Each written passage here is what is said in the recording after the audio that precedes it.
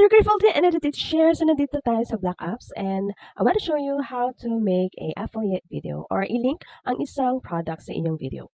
At naalala ko guys, meron pala tayong item na binili dito sa ating Black Apps at ito ay ang blood glucose meter set. Punta ka lang sa iyong account at pumunta sa shop icon. Search ulit ang nabili mong item dito sa search area. So, ayan guys, itatap natin ang best glucose set.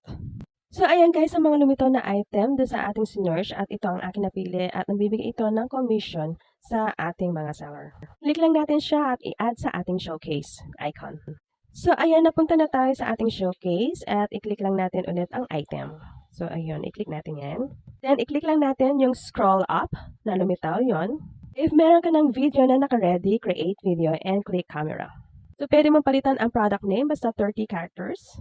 Then, i-upload na natin ang nagawa nating video para sa item na to. Click add to video.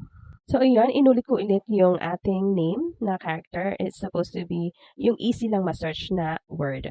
Then, click add. So, wait lang natin ma-upload ang ating video. So, ayan, makikita nyo ang video ko na meron ng link sa baba.